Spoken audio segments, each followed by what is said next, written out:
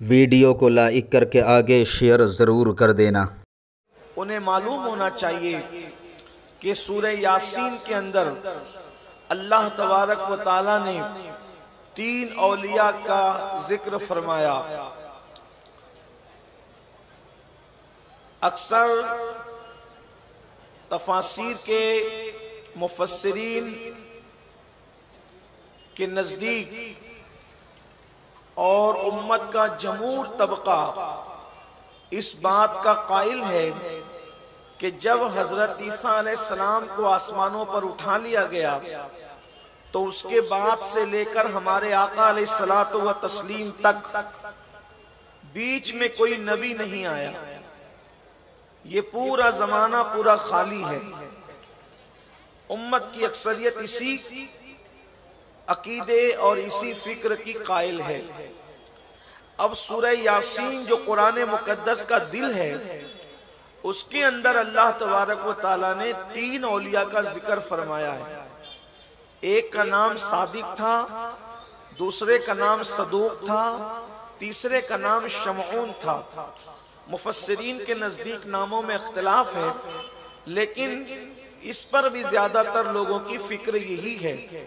میں پورا کوئی واقعہ پیش کرنے کی بجائے صرف اتنا عرض کرنا چاہتا ہوں کہ جس وقت عیسیٰ علیہ السلام کو آسمان پر اٹھا لیا گیا تو لوگ دھیرے دھیرے بے دینی کی طرف اور الحاد کی طرف اور کفر و شرک کی طرف، اور بالخصوص مرنے کے بعد اللہ تبارک و تعالی پھر پیدا فرمائے گا، پھر اٹھائے گا اور میدان محشر بپا ہوگا، بعث بعد الموت کا جو عقیدہ ہے اس سے لوگوں کے نظریات ہٹتے جا رہے تھے۔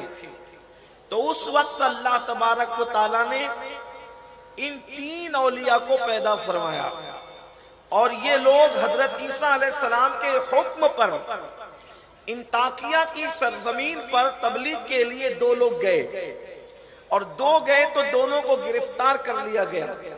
میرا یہ عنوان نہیں نہ، میں یہ واقعہ پورا مکمل کرنا چاہتا ہوں، صرف اشارہ دے رہا ہوں۔ تفصیل جس کو پڑھنا ہے صد الافاضل فخر الاماثل علامہ سید نعیم الدین مراد آبادی کی تفسیر خزائن العرفان کی طرف وہ رجوع کرے۔ یہ 2 لوگ تبلیغ کے لیے گئے اور یہ بتانا چاہتے تھے کہ مرنے کے بعد تم اٹھو گے۔ عیسیٰ علیہ السلام جو دین لے کر آئے تھے اس کی طرف بلانا چاہتے تھے، ان کو قید کیا گیا۔ بعد میں شمعون پہنچے، جب دونوں قید ہو گئے تو انہوں نے تبلیغ کرنے کی بجائے بادشاہ کا قرب حاصل کیا کسی حکمت سے، اور پھر ان دونوں کو چھڑایا اور بادشاہ کے سامنے ان کو لایا اور ان سے پوچھا کہ آپ کیا بات کرتے ہو؟ بادشاہ نے تو وہ بات سنی نہیں تھی، لوگوں کی سنائی اور افواہ کی وجہ سے ان کو اٹھا کر کے جیل میں ڈال دیا تھا۔ لیکن جب بادشاہ کے سامنے انہوں نے کہا کہ مرنے کے بعد اللہ زندہ کرے گا، مرنے کے بعد اللہ اٹھائے گا، مردے زندہ ہوں گے، تو اس وقت بادشاہ نے پوچھا دلیل کیا ہے؟ تو انہوں نے کہا ہم اب بھی اگر دعا کریں تو مردہ زندہ ہو سکتا ہے، اللہ تبارک و تعالیٰ قیامت میں سب کو زندہ کرے گا، لیکن اگر ہم آج کی تاریخ میں اب بھی دعا کریں تو ہماری دعا سے بھی اللہ مردہ زندہ کرے گا۔ یہ سورہ یاسین ہے۔ سب سے بڑا یہ معاملہ ہمارے ساتھ ہے کہ لوگ ہمیں اس لیے بے وقوف بناتے ہیں کہ ہمیں عربی زبان نہیں آتی یا ہم اس کو پڑھتے نہیں ہیں۔ سورہ یاسین کتنی مشہور سورت ہے، لیکن جب ان لوگوں نے یہ بات کہی تو ایسا ہوا تھا کہ کسی کا انتقال ہوا تھا، بادشاہ کے معتمد کے بچے کا، اور وہ لاش لائی گئی، انہوں نے دعا کی، اور جب دعا کی تو وہ زندہ ہو گیا، اور زندہ ہوا تو اس وقت اس مردے نے جو زندہ ہوا تھا اس نے کہا کہ جب انہوں نے میرے لیے دعا کی میں تو مر چکا تھا۔